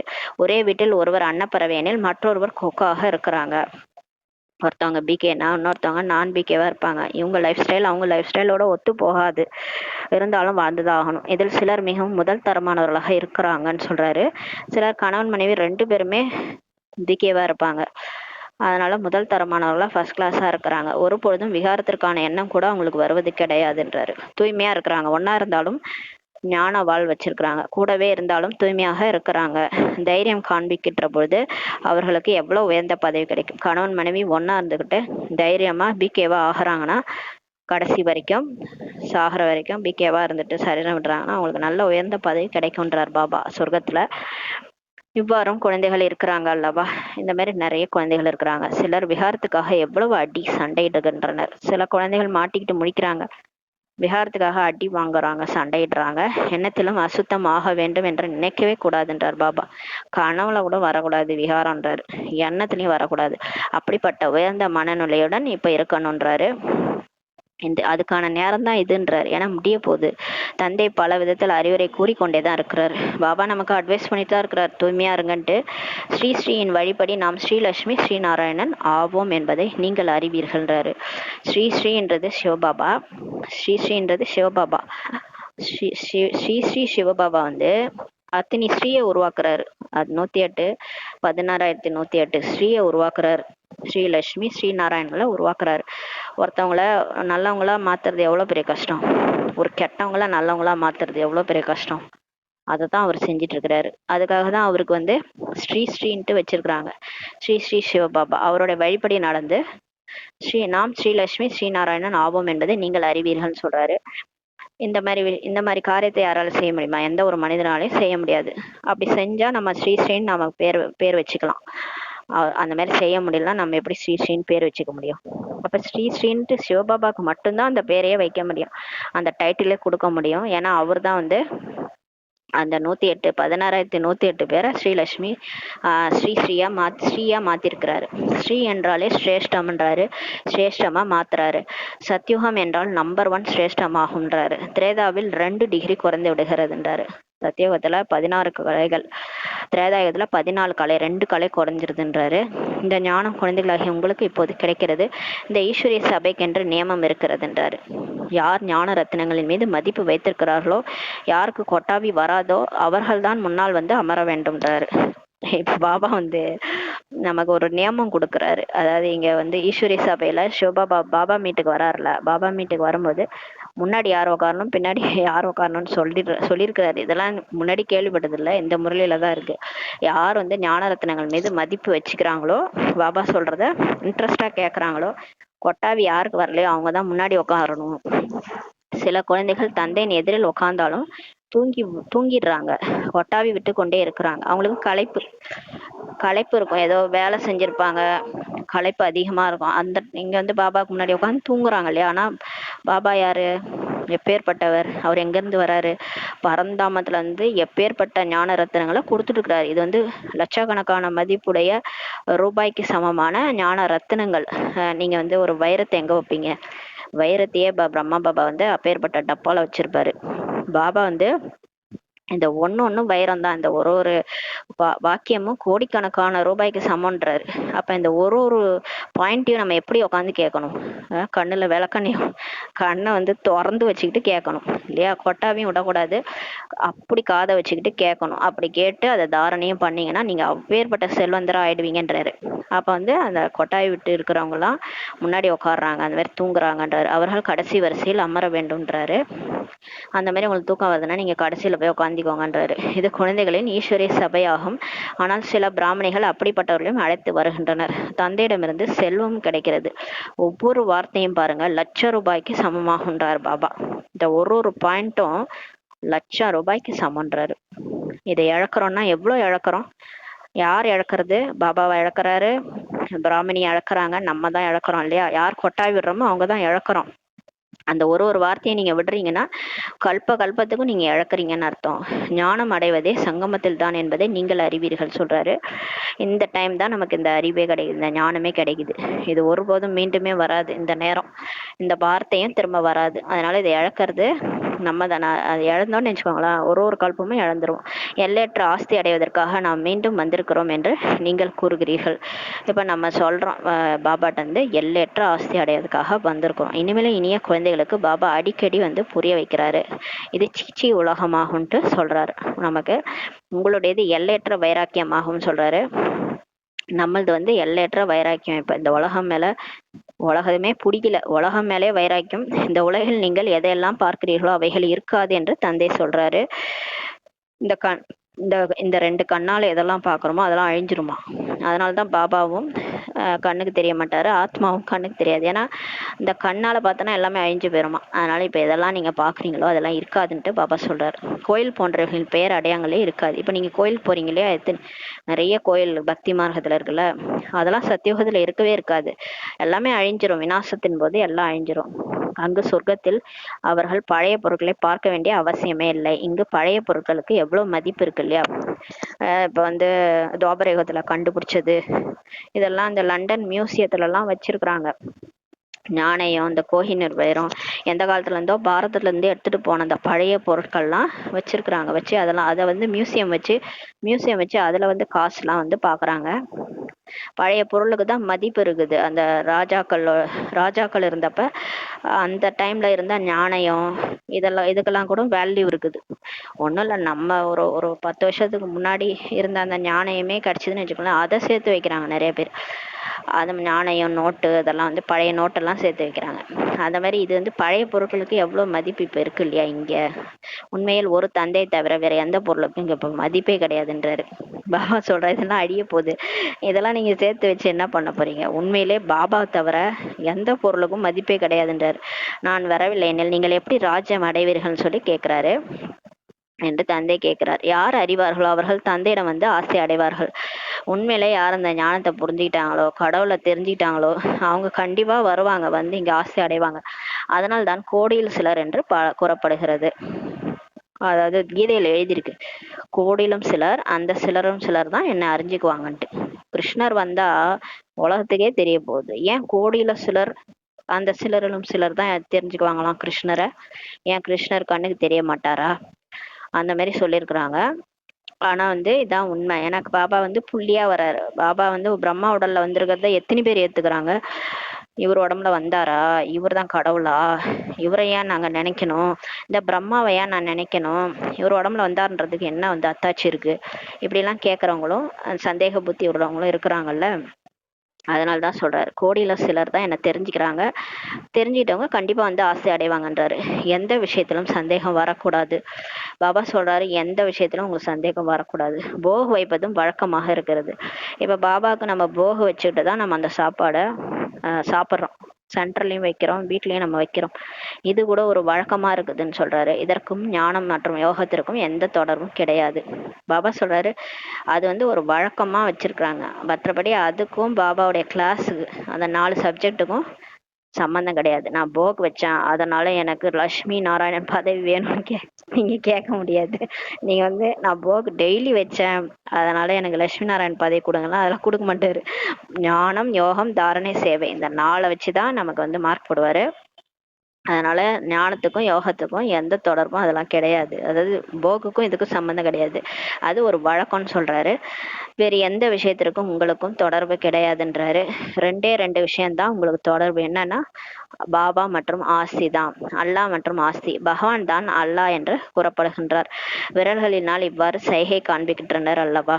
எல்லாருமே இந்த குருநானக்ல இருந்து, ஜீசஸ்ல இருந்து, புத்தர்ல இருந்து எல்லாம் கையை மேல தூக்கி காமிச்சாங்க இல்லையா? யாரை காமிச்சாங்க? எல்லாரும் கடவுளை தான் காமிச்சாங்க. அவர்தான் அல்லா அல்ஃப்ன்ட்டு சொல்றாங்க. பகவானை தான். ஆத்மாவானது சைகை காண்பிக்கிறது அல்லவா. ஆத்மா தான் காட்டுது மேல, நான் இல்ல மேல இருக்காரு அவர் தான் கடவுள் அப்படின்ட்டு. சாய்பாபா எல்லாரும் காட்டுறாங்க. ஆனா இவங்க எல்லாரும் யார் காமிச்சாங்களோ அவங்களே கடவுள் நினைச்சுக்கிட்டு அவங்களுக்கு கோயில் கட்டிக்கிட்டு உட்கார்ந்துருக்குறாங்க. பக்தி மார்க்கத்தில் நீங்கள் என்னை நினைவு செய்கிறீர்கள் என்று தந்தை சொல்றாரு. பக்தி மார்க்கத்துல கூட நம்ம அவரை தான் நினைச்சு வந்தோம். நீங்கள் அனைவரும் என்னுடைய நாயகிகள்னு சொல்லி பாபா சொல்றாரு. பாபா கல்பத்திற்கும் வந்து அனைத்து மனிதர்களையும் துக்கத்திலிருந்து விடுவித்து அமைதி மற்றும் சுகத்தை கொடுக்கிறார் என்பதையும் நீங்கள் அறிவீர்கள்ன்றாரு. பாபா ஒவ்வொரு 5000 வருஷத்துக்கு கடைசி சங்கம் யுகத்துல வந்து கண்டிப்பா வந்து எல்லாரையும் கூட்டிட்டு போவார். எல்லாரையும் துக்கத்திலிருந்து விடுவிச்சு அமைதி சுகம் கொடுக்கிறாரு. எல்லையற்ற தந்தை உலகில் அமைதியை எப்படி ஸ்தாபனை செய்கின்றார் என்பதை வந்து புரிந்து கொள்ளுங்கள் என்று விளம்பர பலகையில் எழுதுங்கள் என்று பாபா கூறியிருக்கின்றார். ஒரு வினாடியில் உலகிற்கு எஜமானர்களாக 21 பிறவிகளுக்கு ஆக வேண்டும் என்றால் வந்து புரிந்து கொள்ளுங்கள் என்று வீட்டில் விளம்பர பலகை வைங்கன்றார். வீட்டுல கூட விளம்பர பலகை வைங்க வெளியிலன்றாரு. 3 அடி இடத்தில் நீங்கள் மிகப்பெரிய மருத்துவமனை, பல்கலைக்கழகம் திறக்க முடியுன்றார். உங்க வீட்டுல 3 அடி நிலம் இருக்கா? நீங்க பெரிய பல்கலைக்கழகமும் மருத்துவமனையும் திறக்க முடியும். Hospital, university. என்னது கீதா பாடசாலை ஓபன் பண்ணீங்கன்னா அதுதான் ஹாஸ்பிட்டல், அதுதான் யூனிவர்சிட்டி. இங்க வந்து படிக்கிறவங்க எல்லாருக்கும் உடம்பு சரியா போயிடும், மனசு சரியா போயிடும், கல்வியும் கிடைச்சிரும், செல்வந்தராகவும் ஆயிடுவாங்க. நீங்க இதை செஞ்சீங்கன்னா உங்களுக்கு எவ்வளவு புண்ணியம். நினைவின் மூலம் 21 பிறவிகளுக்கு நோயற்றவர்களாகவும் ஆவீங்க. படிப்பின் மூலம் சொர்க்க ராஜ்யம் கிடைத்து விடுகிறதுன்னு சொல்றாரு. நாம் சொர்க்கத்திற்கு எஜமானர்கள் என்று பிரஜைகளும் சொல்வாங்க. அங்க சொர்க்கத்துல லட்சுமி நாராயணன் மட்டும் சொல்ல மாட்டாங்க நான் எஜமானன்ட்டு. அங்க இருக்கிற பிரஜைகள் கூட அந்த சொர்க்கத்துக்கு சொந்தமானவங்க தானே. அந்த உலகமே நம்மளதுதான். அந்த சொர்க்கத்துக்கு எஜமானர்கள்ன்ட்டு பிரஜைகள் கூட அங்க சொல்லுவாங்கன்னு சொல்றாரு. என்று மனிதர்கள் வெக்கப்படுறாங்க, ஏனெனில் நரகவாசியாக இருக்கிறாங்க. எனது தந்தை சொர்க்கவாசி ஆகிட்டார் என்று தானே கூறுகின்றனர் எனில் நரகவாசிகள் அல்லவான்னு சொல்றாரு. யாராவது இறந்துட்டாங்கன்னா சொர்க்கவாசி ஆயிட்டாருன்ட்டு சொல்றாங்க. அவங்க அப்பா போயிட்டாருன்னா சொர்க்கவாசி ஆயிட்டான்னு சொல்றாங்க. அப்ப இவங்க எங்க இருக்கிறாங்கன்னு அர்த்தம்? நரகவாசின்னு தானே சொல்றாங்க. இறக்கும் போதுதான் சொர்க்கத்திற்கு செல்வார்கள். எவ்வளவு எளிதான விஷயம்ன்றாரு. குறிப்பாக நல்ல காரியம் செய்தவருக்கு இவர் மகாதானியாக இருந்தார் என்று கூறுகின்றனர்.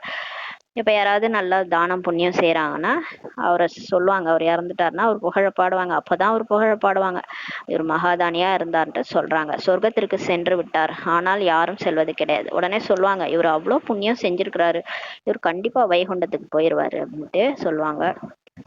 ஆனா யாரும் போகிறது கிடையாதுன்னு சொல்லி பாபா சொல்றாரு. ஏன்னா இப்போ உலகமே நரகமா இருக்குது. இதே உலகம்தான் சொர்க்கமா மாறும்போதுதான் எல்லாம் சொர்க்கத்துக்கு போக முடியும். இப்ப எங்க இருந்து சொர்க்கத்துக்கு போக முடியும்? இது நரகம் தானே, இங்கேதான் பிறக்கணுன்றாரு. நாடகம் முடிவடைகின்ற பொழுது அனைவரும் மேடைக்கு நின்று விடுவாங்கன்றாரு. இந்த டிராமா முடியும் போது எல்லா ஆக்டர்ஸும், எத்தனை ஆத்மாக்கள் மேல இருந்து நடிக்க வந்தாங்களோ எல்லாரும் இங்க மேடைக்கு வந்துருவாங்கன்றாரு. அப்ப தெரியும் யார் யாரு யாருன்ட்டு. ஆரம்பத்துல இருந்து நடிச்சவங்க எல்லாரும் காட்சி மூலமா தெரிய ஆரம்பிப்பாங்க. லட்சுமி நாராயணன் யாரு, யாரு வள்ளலாறு, யார் இயேசு, யார் கிறிஸ்து அப்படின்ட்டு எல்லா ஆத்மாக்களும் காட்சி காட்சியா கிடைக்கும். அப்பதான் பாபா எல்லாரையும் வெளிப்படுத்துவார். பாபா நம்ம பாபாவை வெளிப்படுத்துவோம், பாபா நம்மளை வெளிப்படுத்துவாரு. நம்மளாம் யார் யாருன்ட்டு உலகத்துக்கே காட்டுவாரு. அப்பதான் தெரியும் இவங்க தான் இவங்களா அப்படின்ட்டு. வேற சரீரத்துல இருந்தாலும் ஆத்மா வேற தானே. அந்த ஆத்மா தான் தர்ம சாவகரா இருந்துச்சு, அந்த ஆத்மா தான் இப்ப இந்த சாதாரண உடல்ல இருக்குன்ட்டு கடைசியா புரிஞ்சுக்குவாங்க. கடைசியா எல்லாரும் மேடையில நிற்பாங்கன்றாரு. எப்போது அனைத்து நடிகர்களும் வந்து விடுவார்களோ அப்போதுதான் இந்த யுத்தமும் ஏற்படும். மேல இருந்து ஆத்மாக்கள் ஒருத்தவங்க கூட இல்லை, எல்லாரும் பரந்தாமத்துல இருந்து கீழே நடிக்க வந்துட்டாங்கன்னா கண்டிப்பா மகாபாரத போர் ஸ்டார்ட் ஆயிடும். விநாசம் ஆரம்பமாயிடும். பிறகு திரும்பி செல்வாங்கன்றாரு. அதுக்கப்புறம் எல்லாம் ஒட்டுமொத்த உலகமும் அழிஞ்சிரும், அதுல பாரதம் மட்டும் மிஞ்சும். அப்புறம் எல்லாரும் திரும்பி பரந்தாமத்துக்கு போயிருவாங்கன்றாரு. சிவனின் ஊர்வலம், மாப்பிள்ளை ஊர்வலம் என்று சொல்றாங்க அல்லவா. இந்த மணமகள் ஊர்வலம் நடக்கும் இல்லையா, அதாவது உட்காந்து போவாங்க. அப்புறம் பின்னாடியே அந்த சொந்தக்காரவங்க எல்லாம் போவாங்களா, அந்த மாதிரி பாபா இங்க போவார். அவர் தான் மாப்பிள்ளை. நம்மளாம் கூட உட்காந்து போவோம், மணமகளா உட்காந்துட்டு போவோம். அதாவது யார் நல்ல முயற்சி பண்றாங்களோ அவங்களாம் மணமகள் பக்கத்துல உட்காந்துட்டு போவாங்க. மீதி எல்லாரும் குசு கூட்டம் மாதிரி பின்னாடி போவாங்க. சிவபாபாவின் கூடவே அனைத்து ஆத்மாக்களும் செல்வாங்க. இதுதான் ஆத்மாக்களின் ஊர்வலம், சிவனின் ஊர்வலம் என்று பாடப்பட்டிருக்கின்றாரு. மூல விஷயம் இப்போது 84 பிறவிகள் முடிவடைந்திருக்கிறதுன்றாரு. முக்கியமான விஷயமே இப்ப 84 பிறவி முடிஞ்சிடுச்சுன்றாரு பாபா. இப்போது இந்த பழைய உடலை விட வேண்டும்ன்றாரு. இப்ப நம்ம அதாவது நம்ம இப்பதான் பிறந்திருக்கிறோம், இந்த வாழ்க்கை தான் வாடுறோம்னு கிடையாது. நம்ம இது மாதிரி நிறைய பிறவி நடிச்சு முடிச்சிட்டோம், 84 பிறவி முடிச்சிட்டோம். இது இப்ப லாஸ்ட் பர்த். இந்த பழைய உடலை விடணும்ன்றாரு. எவ்வாறு பாம்பு பழைய தோலை நீக்கி புதிது எடுக்கிறதோ அது போல நம்ம இந்த உடலை விடணும். நீங்கள் புது ஆடை சத்தியுகத்தில் அடைவீர்கள், உங்களுக்கு புது ட்ரெஸ் கிடைக்கும் சொர்க்கத்துலன்றாரு. எப்படி தீபாவளிக்கு புது ட்ரெஸ் போடுறோம் இல்லையா, அந்த மாதிரி உண்மையான தீபாவளி வரப்போகுது. சொர்க்கம் தீபங்களின் வரிசை அங்க இருக்கும். அங்க நமக்கு புது ட்ரெஸ் கிடைக்கும், அதாவது புது உடல் கிடைக்கும்ன்றாரு. ஸ்ரீகிருஷ்ணர் எவ்வளவு அழகாக இருக்கிறார், அவரிடத்துல எவ்வளவு கவர்ச்சி இருக்கிறது. முதல் தரமான சரீரமாகும், அதனாலதான் அவர் அவ்வளவு அழகா இருக்கிறார். இவ்வாறு நாம் எடுப்போம், அந்த மாதிரி நம்ம தான் போய் அங்க எடுக்க போறோம். எல்லா தேவதைகளுமே அழகான உடல் கிடைக்கும், ஆரோக்கியமான உடல். ஏன்னா இங்க பாபாவை நினைக்கிறதுனால அங்க சரீரம் சூப்பரா கிடைக்கும். நாம் நாராயணன் ஆவோம் என்று கூறுகிறீர்கள் அல்லவா, இது இற்றுப்போன சீச்சி சரீரமாகும். இதை நாம் விட்டுவிட்டு புது உலகிற்கு செல்வோம்ன்றார் பாபா. இதை நினைவு செய்தால் எப்படி குஷி ஏற்படாமல் இருக்கும்னு கேக்குறாரு. இந்த மாதிரி நான் சூப்பரான உலகத்துக்கு போறேன், அங்க போய் புது உடல் எடுக்க போறேன்னு நினைச்சா எப்படி குஷி வராம இருக்கும். நாம் நரனிலிருந்து நாராயண் ஆவோம் என்று கூறுகிறீர்கள். இந்த சத்திய நாராயணன் கதையை நல்ல முறையில் புரிஞ்சுக்காங்க. என்ன கூறுகின்றீர்களோ அதை செய்து காண்பீங்கள் சொல்றாரு. இப்ப நம்ம என்ன சொல்றோமோ அதை செய்யணும். சொல்வது ஒண்ணு செய்வது ஒண்ணுன்னு இருக்கக்கூடாது, சொல்வது செய்வது சமமாக இருக்க வேண்டும்ன்றாரு. தொழில் போன்றவைகளையும் செய்யுங்கள், கைகளினால் காரியம் செய்தாலும் உள்ளம் தந்தையின் நினைவில் இருக்க வேண்டும் என்று தந்தை சொல்றாரு. பாபா உட்காந்து ஒரே இடத்துலயே உட்காந்து என்ன நினைச்சிட்டே இருங்க, எந்த வேலையும் செய்யாதீங்க அப்படிலாம் சொல்லலை. வேலைக்கு போங்க, எங்க வேணாலும் போங்க, ஆனா மனசால என்ன நினைச்சிட்டே இருங்க. எந்த அளவிற்கு தாரணை செய்கிறோமோ அந்த அளவுக்கு உங்களிடம் உள்ள ஞானத்திற்கு மதிப்பு கூடிக்கொண்டே இருக்கும்ன்றாரு.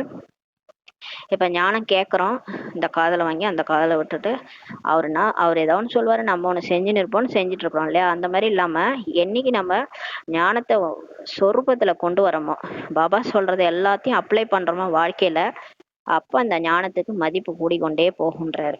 அப்ப நீங்க பேசுற ஒவ்வொரு வார்த்தையும் வைரம் மாதிரி பாயுன்றாரு எல்லாருக்கும் போயிட்டு. நீங்கள் ஃபாலோ பண்ணிட்டு சொன்னீங்கன்னா வைரம் மாதிரி பாயுன்றாரு. நீங்கள் சொல்கிற ஞானம் எல்லாருக்கும் புரியும். ஞான தாரணையின் மூலம் நீங்கள் எவ்வளவு செல்வந்தர்களாக ஆகிறீங்கன்றாரு. இப்போ ஞானத்தை தாரணை பண்ணுறது மூலம் தான் செல்வந்தராக ஆகிறீங்க. ஞானம் கேட்கறதுனால மட்டும் கிடையாது, ஞானத்தை வாழ்க்கையில் தாரணை பண்ணுறதுனால தான் செல்வந்தர் ஆகிறீங்க.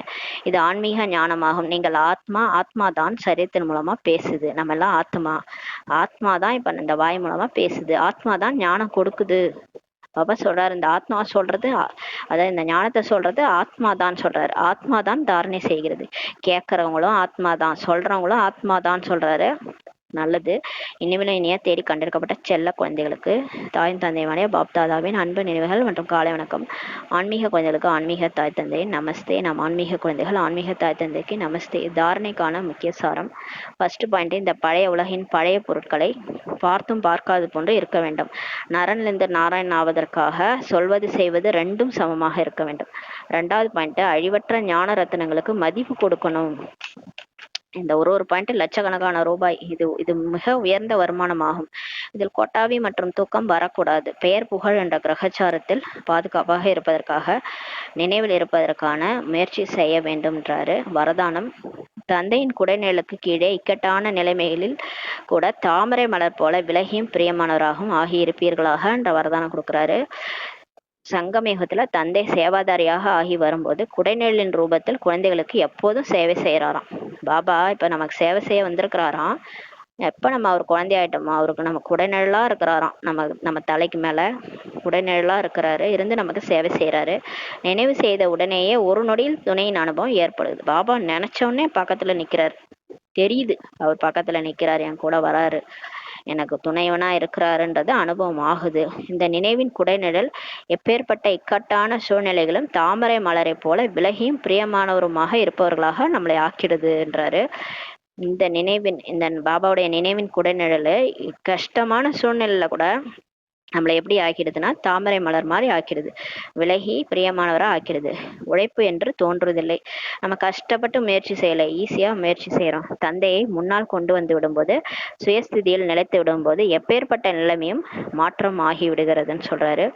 இப்ப பாபாவை முன்னாடி கொண்டு வந்துட்டு உங்க ஸ்திதியில நீங்க நிலைக்கும் போது, நான் ஆத்மா, என் கூட சிவன் இருக்கிறாரு, பரமாத்மா இருக்கிறாரு, நான் சிவசக்தின்ட்டு உங்க ஸ்திதியில நிலைக்கும் போது எப்பேற்பட்ட நிலைமை கூட மாற்றல் ஆகிடுதுன்றாரு. ஸ்லோகன், விஷயங்கள் என்ற திரையை இடையில் வருவதற்கு அனுமதிக்காமல் இருந்தீர்கள் என்றால் தந்தையின் அனுபவம் ஏற்பட்டு கொண்டே இருக்கும்.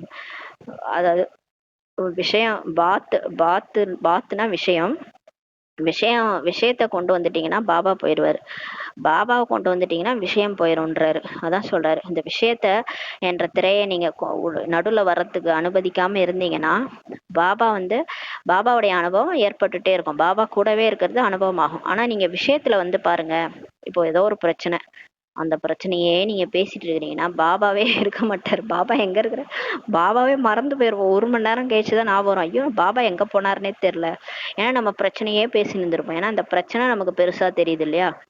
பிரச்சனையை நீங்க பெருசா பாத்தீங்கன்னா பாபா பெருசா தெரிய மாட்டாரு. அதனாலதான் சொல்றாரு, பிரச்சனை என்ற திரையை இடையில் வருவதற்கு, விஷயங்கள் என்ற திரையை இடையில் வருவதற்கு அனுமதிக்காம இருங்க. அப்பதான் நீங்க தந்தையின் அனுபவம் உங்களுக்கு ஏற்பட்டு கொண்டே இருக்கும்ன்றாரு. அவ்யக்த இஷாரா, ஆத்மீக சிதையில் நிலைத்திருப்பதற்கான அபியாசம் செய்யுங்கள். உள்முக நோக்கு உள்ளவர் ஆகுங்கள். எந்த ஒரு தடையிலிருந்து விடுபடுவதற்கான வழிமுறையானது ஒரு செகண்ட்ல சுயம் தனது சொரூபம், அதாவது ஆத்மீக ஜோதி சுரூபம் நினைவில் வந்துடணும். ஏதோ ஒரு தடை வருதுன்னா டக்குன்னு நீங்க யாருன்னு யோசிங்க. நான் யாரு, நான் ஆத்மா, எனக்கு முன்னாடி எப்படி தடை வரும்? அந்த ஜோதி சொரூபம் நினைவில் வந்துடணும். மேலும் கர்மத்தில் கருவி என்ற உணர்வின் சொரூபம் வரணும். இப்ப நம்ம சேவை செய்யறோம், ஏதோ செய்யறோம்னா நான் ஒரு கருவி, கருவி, பாபா என்னை தேர்ந்தெடுத்திருக்காரு, நான் ஒரு கருவி என்ற உணர்வின் சொரூபம் வரணும். அந்த பணிவாயிடணும், ஆத்மான்ற நினைவு வந்துடணும். இந்த டபுள் லைட் ஒளி மற்றும் லேசான சொரூபத்தில் நிலைச்சிட்டீங்க என்றால் ஒரு நொடியில் ஹை ஜம்ப், உயர குதித்து தாண்டிடுவீங்கன்றாரு. எந்த பிரச்சனையா இருந்தாலும் அந்த தடைய தாண்டிடுவீங்க, குதிச்சு தாண்டிடுவீங்க. எப்பன்னா ஹை ஜம்ப் எப்ப பண்ணுவீங்கன்னா நீங்க டபுள் லைட்டா ஒளி மற்றும் லேசான சொரூபத்துல நிலைச்சிட்டீங்கன்னா, அதாவது நான் யாரு, ஆத்மா, நான் ஒரு கருவி, இந்த ஞாபகம் வந்துட்டாலே தடையை தாண்டிடுவீங்கன்றாரு. எந்த ஒரு விக்னமும் முன்னேறுவதில் தடை ஏற்படுத்த முடியாது. உங்களுக்காக எந்த ஒரு தடை வருது இல்லை. இப்ப பிகே ஆயிட்டீங்க, நிறைய பிரச்சனை வருது, தடை வருது, முன்னேற்றம் அடையிறதுல தடையா தான் வருது இல்லையா. ஆனா அதெல்லாம் ஒரு தடையே இல்லை, அந்த தடைகள்லாம் வந்துதான் உங்களை முன்னேற்றுதுன்றாரு. அதனால எந்த ஒரு தடை வந்தாலும் அது முன்னேறுவதில் தடையே ஏற்படுத்த முடியாதுன்னு சொல்றாரு. முன்னேற்றம் தானா ஆயிட்டு தான் இருக்கும்னு சொல்றாரு. நீங்க நல்லா யோசிச்சு பாருங்க, எந்த தடை வந்தாலும் அது உங்களை முன்னேற்றிருக்கும். அது முன்னேற்றத்துக்கான தடையா தான் வந்திருக்கும். அது மாயாவுடைய தடையா இருந்தாலும் சரி, மனிதர்களுடைய தடையா இருந்தாலும் சரி, அது நம்மளை முன்னேற்றம் தான் வந்திருக்கும். அதனால எந்த ஒரு தடையும் நம்மளை தடுக்க முடியாதுன்னு சொல்றாரு. ஓம் சாந்தி. நன்றி பாபா, நன்றி ராமா, நன்றி பரிவா.